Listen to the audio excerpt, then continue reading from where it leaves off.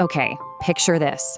We are about to step directly into the shoes of a man whose entire reality is about to violently, terrifyingly unravel. Lock your doors, turn down the lights, and let's dive right into the gripping story of the Witness Replacement Project. I want you to meet Marcus Hale. For 12 long years, Marcus has been a crime scene cleaner. He's the guy who shows up way after the flashing sirens fade. Long after the cops and detectives have packed up and gone home. To Marcus, blood really isn't scary anymore. Dead bodies? Not scary. It's just a job. But as he's about to find out, what actually scares you, what chills you to the bone, is when a body disappears before you're even finished cleaning it. And for Marcus, the absolute impossible happens on what is supposed to be a completely ordinary rainy Tuesday. Section 1. The Crime Scene Cleaner, Shifting Realities. So Marcus is assigned to clean up after this brutal execution-style murder. The victim is a prominent city councilman, shot twice in the chest. The police do their usual thing. They photograph the scene, bag the evidence, and eventually leave Marcus totally alone in this upscale apartment right around midnight. He's literally on his hands and knees, scrubbing dried blood off the hardwood floor, when his phone buzzes. Unknown number. He answers it, and this incredibly calm woman's voice just whispers 3 words. Leave, right now. And click. She hangs up before he can even blink.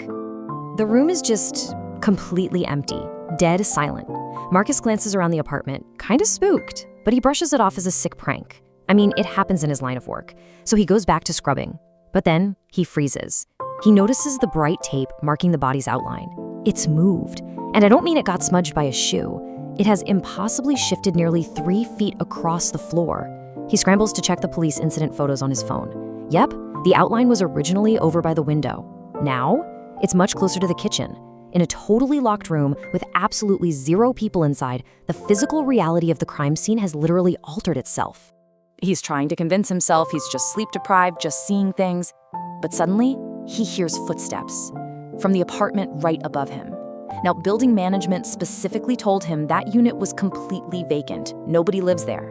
Yet, he hears them. Slow, heavy, one dragging step at a time. The footsteps stop directly above his head. Then, 3 incredibly loud knocks. Boom, boom, boom. Literal dust drips down from the plaster ceiling. Marcus is just frozen in terror. The phone rings again. It's the same woman. Don't look up, she warns him. But man, human nature takes over, right? Marcus looks up, and he sees wet footprints spreading across the ceiling. We're not talking water stains here, but actual, perfectly shaped footprints walking upside down, one after another, coming right toward him. He stumbles backward in shock, and the entire room plunges into pitch black. The only thing left is this eerie red glow from the emergency exit sign. Then he feels a breath and a whisper right behind his ear. You weren't supposed to see that. He spins around. Nothing. Just empty space. His flashlight flickers back on, and the room is perfectly normal again. No footprints. No shifted outline. Section 2, the pattern and the paranoia. Marcus obviously bails on the cleanup, but when he forces himself to return the next morning, the apartment is sealed with police tape again. A detective is there, and he tells Marcus that the councilman's body completely vanished from the city morgue overnight. The security cameras apparently froze for exactly 9 minutes. Then the detective looks at Marcus and asks an incredibly chilling question. Did anyone tell you not to look up? He pulls out this old black and white photo from a 1986 murder in this exact same apartment, and if you look closely in the background, there's a faceless woman in a dark coat, a woman who has somehow appeared at the scene of every major political murder for the last 40 years. Fast forward 3 days. Another councilman is murdered, and Marcus gets the call to clean it up. At midnight, while cleaning the new scene, he finds a weird cassette tape shoved under a couch. He takes it home, but his home is not a safe place anymore. At 3:17 a.m., every single security camera Marcus installed at his house glitches for, you guessed it, exactly 9 minutes. And by morning, the ultimate violation of a sanctuary happens. He wakes up to find actual muddy footprints leading right up to the edge of his bed, facing him as he slept. But it gets so much worse. Marcus decides to play that cassette tape he found. At first, it's just static, then heavy breathing. And then he hears his own voice saying exactly what he just said out loud in his living room. The tape perfectly predicts his every movement and word for the next 5 minutes. When the prediction finally ends, a deep, unnervingly calm voice whispers, "If you're hearing this, you're already dead. Right on cue, 3 heavy knocks hit his front door. He rushes to check, but nobody is outside. There's just a small package sitting on the porch. Inside is a photograph of Marcus sleeping, taken the night before from inside his own locked, heavily secured house. Section 3, the Underground Archives. Okay, Marcus has had it. He contacts the detective, who finally admits there's an unofficial, totally off-the-books task force. You see, they aren't investigating the murders themselves, they're investigating the bizarre disappearances connected to them. The detective invites Marcus to an abandoned records warehouse at midnight so he can show him the actual truth. We're talking about everyday people here. Crime scene cleaners, paramedics, evidence technicians, photographers. Anyone who saw a little too much at these political murders just vanished. Well over 90 people. 0 bodies found, absolutely no arrests. The detective lays out all these files on a table. Every single victim shared one wild connection. They had all publicly voted against funding a massive, hyper-secret redevelopment project beneath the old city. We're talking tunnel construction, shady military contracts, literally billions of dollars missing. Whoever is behind this is burying something massive underground, and they are ruthlessly eliminating anyone who catches even a tiny glimpse of this conspiracy. Just as it starts making sense, the warehouse lights die. The detective just whispers, "They found us." Instantly, gunfire erupts. Total darkness. Masked men pour into the warehouse. They're professional, completely silent, taking calculated kill shots in the dark. The detective shoves a pistol right into Marcus's hand. In the chaos of the ambush, the floorboards give way. They crash violently through the rotten wood, falling straight down into the very same underground maintenance tunnels those missing victims had voted against. Section 4, the replacement reality. Now they are trapped deep underground in this maze of concrete, rust, standing water, and severed electrical cables. The gunmen are methodically searching for them just above, so they run. But what they stumble upon deep in the dark is honestly far more terrifying than a firing squad. They find rows and rows of perfectly preserved rooms. They're fully furnished duplicate apartments, completely frozen in time.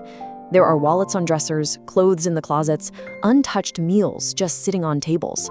Each room belonged to someone who vanished, looking as if they were snatched away mid-sentence. And then Marcus finds his own apartment. Guys, it's not just a rough replica. It is an exact duplicate, down to the very coffee mug he drank from that morning. But there's one utterly horrifying difference. Lying there on the bed is his own body, dead, shot twice in the chest. The detective stares at the corpse, visibly shaken, and whispers, "They erase witnesses." Suddenly, a man steps right out of the shadows. This is Director Kane, a guy who officially does not exist. Kane explains with this chillingly polite smile that these murders, they aren't about politics at all. They are entirely about memories. Witnesses remember tiny, inconvenient details, and enough details expose the project, so witnesses aren't just killed. These duplicate apartments aren't prisons, they're rehearsal rooms. People are monitored, studied, copied, and then entirely replaced by fabricated identities, right down to the very last detail. Then Kane drops an absolute bombshell. The murdered councilman that Marcus cleaned up earlier, he had already been replaced months ago. Kane looks Marcus dead in the eye and says, "You've already been replaced once too." Marcus tries to laugh it off, thinking he's crazy, but Kane tosses him a thick manila file. Inside is a completely fabricated life. A different birth certificate, different parents, different childhood photos, everything. Kane is showing Marcus in real time how an entire lifetime of very real memories can be instantly and flawlessly invalidated by a meticulously crafted lie. And then the ultimate betrayal happens. The detective, the guy who guided Marcus down into this nightmare, the guy who supposedly wanted to uncover the truth, suddenly raises his pistol. But he doesn't aim it at Director Kane. He aims it directly at Marcus's chest. He just looks at him, says, "I'm sorry," and pulls the trigger. The bullet tears through Marcus. He falls backward into the freezing, dark underground water, and everything just fades to black. Section 5, the final illusion. Marcus wakes up, but he's not in some dark, flooded tunnel. He is lying in a pristine, brightly lit clinical hospital room. Police officers are standing around his bed, warmly thanking him for surviving a brutal robbery. They are completely gaslighting him. According to them, he has never worked a single crime scene in his life. He's an office furniture salesman of 15 years. His friends show up and confirm it. His neighbors confirm it. His driver's license matches this fabricated story perfectly. This system has completely and ruthlessly overwritten his entire existence. Marcus is lying there, desperately trying to hold on to his own sanity while the whole world insists his memories are totally false. A nurse leans over to gently adjust his hospital blanket, and as she pulls the fabric back, it exposes his own wrist. Written there, right on his skin in fading black marker, are 5 frantic words that instantly shatter the hospital's fabricated reality. Don't look up, they're watching. Now, despite the terrifying warning etched on his own skin, Marcus simply can't help himself. He disobeys. He slowly tilts his head back, looking past the nurse toward the sterile white hospital ceiling. And right there, defying all logic and physics, the impossible nightmare begins again. Upside-down, muddy footprints slowly begin to appear, walking deliberately, step by step, directly over his hospital bed. Just as the hospital room lights completely cut out, pitching him into absolute darkness, his phone vibrates on the nightstand. It's one final text message from an unknown number. It reads, "Welcome back. We have another crime scene for you."